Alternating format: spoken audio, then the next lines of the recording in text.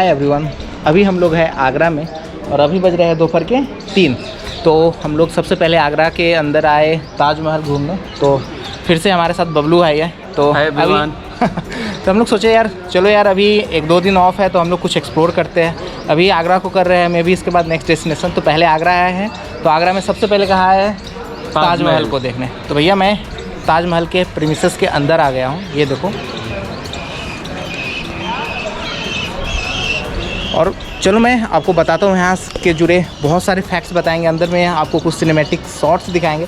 तो चलो पहले मैं चलता हूँ, आपको यहाँ के कौन कौन से गेट है वहाँ से स्टार्ट करता हूँ, फिर अंदर की तरफ चलेंगे। अभी हम लोग आ गए ताजमहल के और पास, और यहाँ से मैं आपको बताता हूँ, हमारे पीछे जो ये गेट देख रहे हो ये है वेस्ट गेट। यहाँ से मेनली जो होते हैं टूरिस्ट को एंट्री दिया जाता है। यहाँ से जो अगर कोई भी टूरिस्ट होते हैं वो यहीं से एंट्री मिलती है उनको, और इसी गेट से आप आ सकते हो। जब मैं इधर आपको दिखाऊँ तो ये है साउथ गेट। मेनली जब ये ताजमहल बन रही थी तो ये मेनली लेबरों के लिए बनाया गया था, मतलब इसे लेबर गेट के भी नाम से जानी जाती है। तो ये साउथ गेट है, और वहाँ पे रहा हमारे पीछे वो है हमारा ईस्ट गेट। वो वीवीआईपी गेट है। अभी भी जो भी वीआईपी लोग आते हैं यहाँ पे तो उनका वेलकम करके वहाँ से एंट्री मिलती है, उन लोगों के लिए एंट्री उधर से। और हमारे पीछे जो ये गेट देख रहे हो ना, ये रॉयल गेट है। जब आप ताजमहल के तरफ बढ़ोगे तो आपको ताजमहल को देखने के लिए सबसे पहले आपको जो फर्स्ट व्यू मिलेगा ये रॉयल गेट से ही मिल जाएगा। मैं अभी चलता हूँ और दिखाता हूँ। और यहाँ की एक और ख़ासियत है, मैं पहले भी वीडियो बनाया उसमें भी बताया हूँ और अभी भी आपको बताऊँगा। वो चलो, तो ये रॉयल गेट हुआ, ठीक है। और इस रॉयल गेट से जुड़ी भी कुछ फैक्ट्स हैं जो मैं अंदर चल के बताता हूँ, और वो फैक्ट्स वो गुंबद से रिलेटेड है। तो चलो पहले अंदर चलते हैं, तब तक आप एक सिनेमैटिक बाहर का शॉट्स देखो।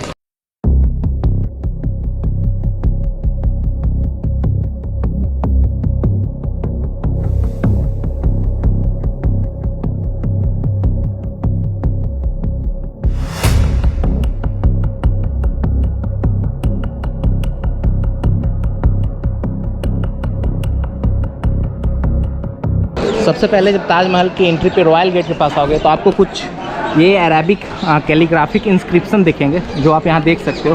पूरे ताजमहल पे अंदर चलोगे वहाँ भी आपको दिख जाएगा ये।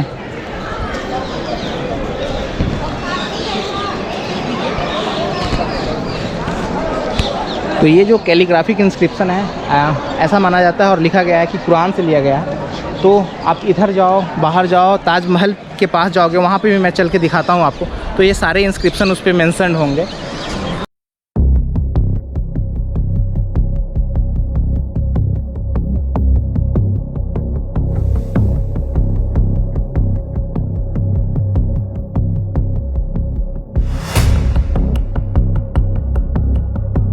तो सबसे पहले ताजमहल के मैं बहुत करीब हूँ अभी, और ये हमारे पीछे एंट्रेंस गेट है। ये कैलीग्राफी के बारे में मैंने बताया कि अरेबिक है, कुरान से लिया गया है। वो सेम चीज़ आपको मैं चलता हूँ तो ताजमहल के ऊपर भी लिखा हुआ मिल जाएगा आपको। ये देखो, ये जो फाउंटेन्स दिख रही है, ये टोटल जो फाउंटेन्स है वो 53, और यहाँ पे जो गार्डन दिख रहे हैं ये सारे गार्डन। तो एक्चुअल में ये 16 गार्डन है और ये 53 फाउंटेन्स है। तो इसका मतलब ये हुआ कि 16 गार्डन्स 53 फाउंटेन्स, दैट मीन्स 1653 में ताजमहल बनकर तैयार हो चुकी थी। और जो 22 साल लगे थे, क्योंकि 1631 में ये स्टार्ट हुई थी बनना, और 22 साल लगे थे, उसका भी एक सिंबल यहाँ पे बनाया गया। अगर मेरे पीछे वो देख रहे होगे डोम साइज जो रॉयल गेट के ऊपर है, तो अगर फ्रंट से आप गिनोगे तो आपको 11, और पीछे से बैक साइड से गिनोगे वहाँ 11, that means 11 + 11 22, that means 22 year. 22 year इसे बनाने में लगा था। तो ये सिंबलाइज करता है हर चीज़ कहीं ना किसी न किसी चीज़ से जुड़ी हुई है। और इस फाउंटेन की एक और ख़ासियत है भैया, ये फाउंटेन जब एक ही साथ चलती है, क्यों? क्योंकि इसके नीचे वाटर टैंक लगा हुआ है, और जब वो फुल होती है और प्रेशर बनती है तो ये सारे फाउंटेन्स एक साथ चलेंगे।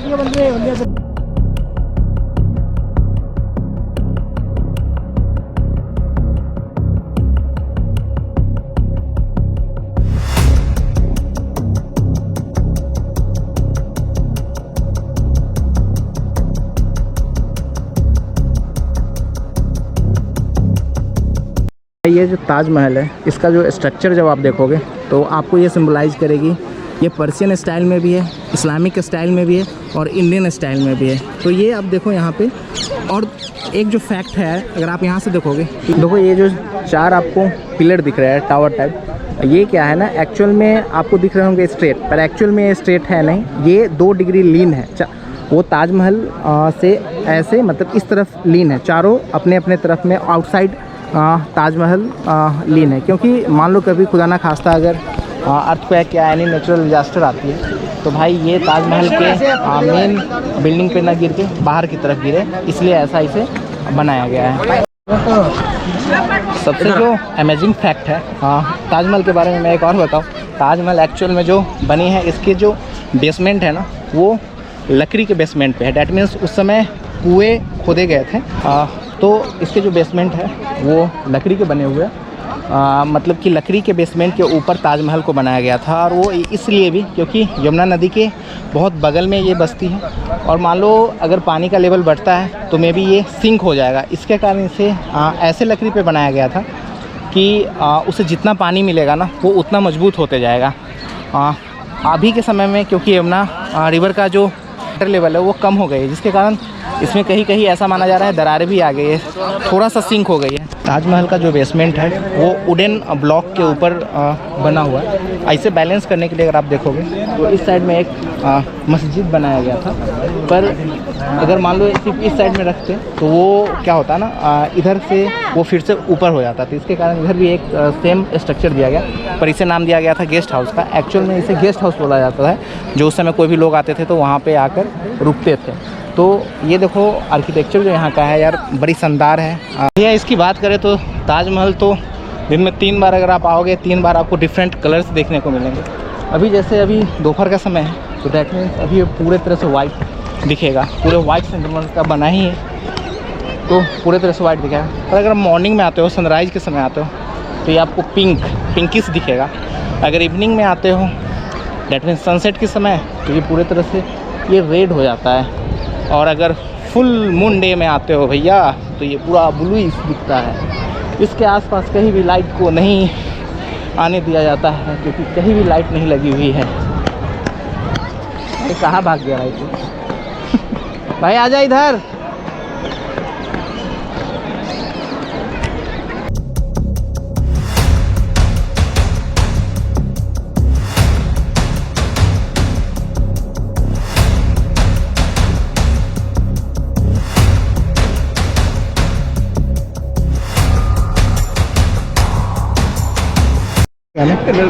इधर तो देखो।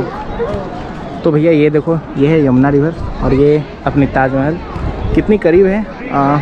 और ऐसा माना जाता है कि सामने अगर आप देख रहे हो तो ताजमहल के जस्ट अपोजिट में एक और ब्लैक ताजमहल शाहजहाँ बनवाना चाह रहे थे, पर इतना रुपया ना इसमें लगा बनने में, आई गेस 4000 करोड़ उस समय लगा था। 4000 करोड़ सॉरी, तो उस समय लगा था। तो फिर से अगर औरंगजेब ने बोला भैया इतने पैसे मत खर्च करो अपने पिताजी को, और फिर वो जो आगरा फोर्ट दिख रहा है ना वहाँ बंदी बना कर रख दिया, और वहीं पे उन्होंने अपनी आखिरी सांसें ली थी।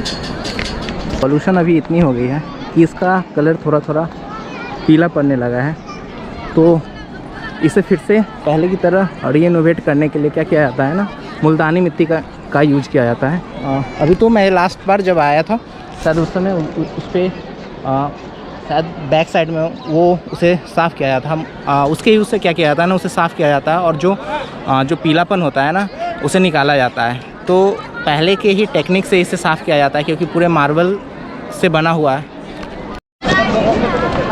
ताजमहल की जो हाइट है वो कुतुब मीनार से भी बड़ी है, और ये आपको बिलीव हो या ना हो पर आधा मीटर ये बड़ी है। डैट मीन्स ये 73 मीटर है, और जो कुतुब मीनार है 72.5।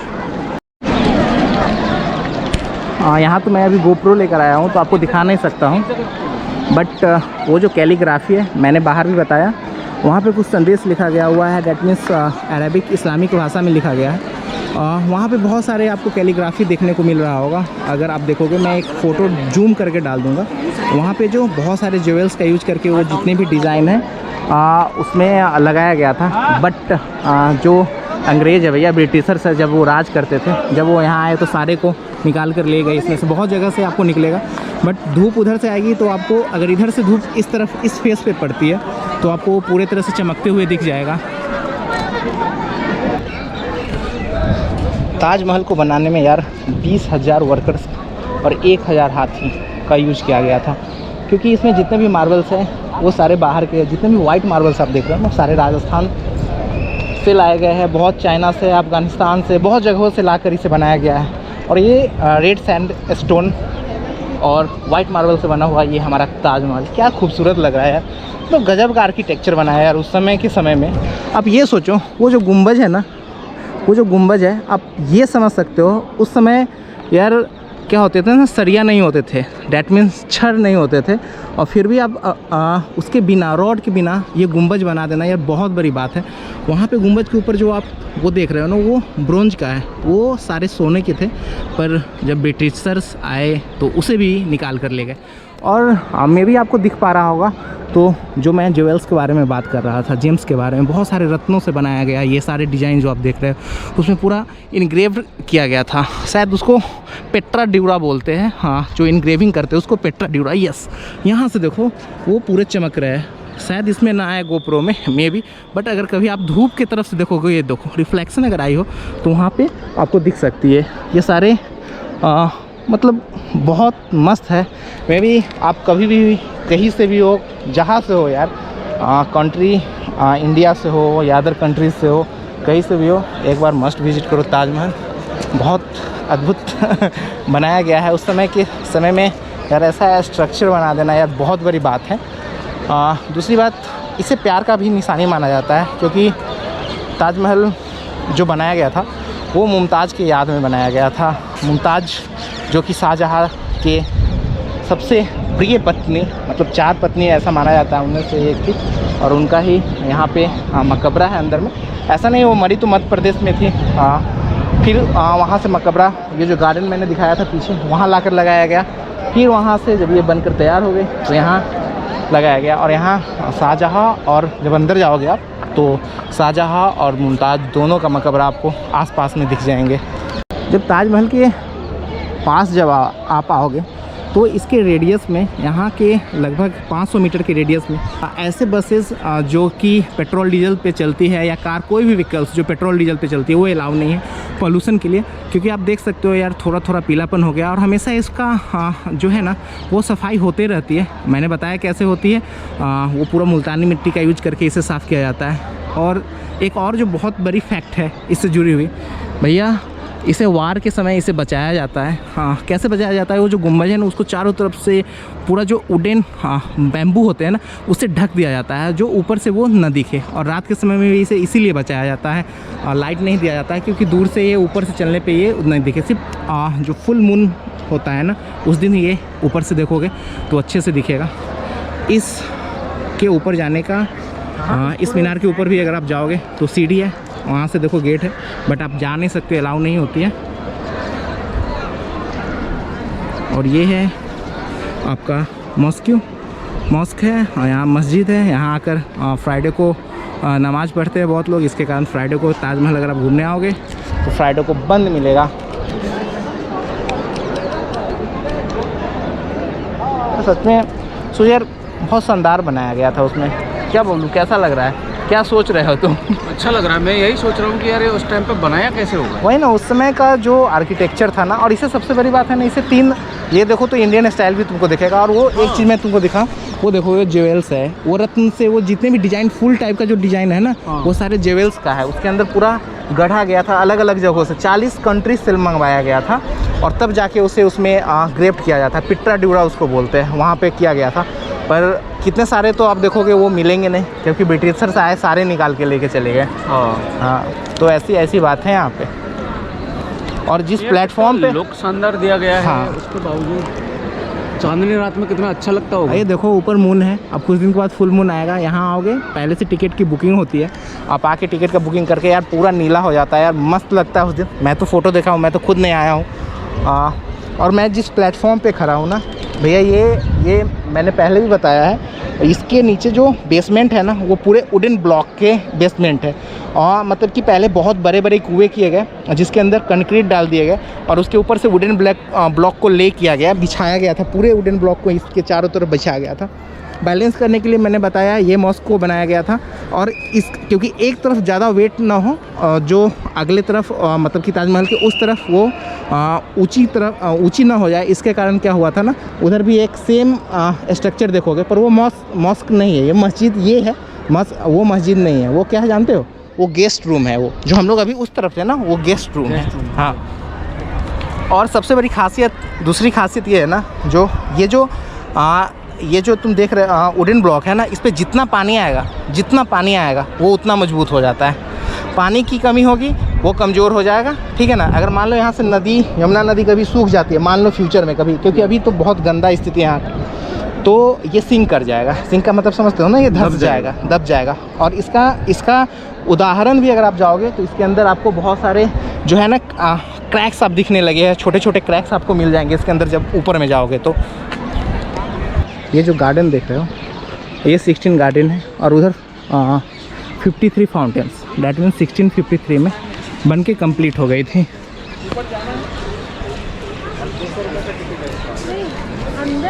अंदर नहीं जाके मतलब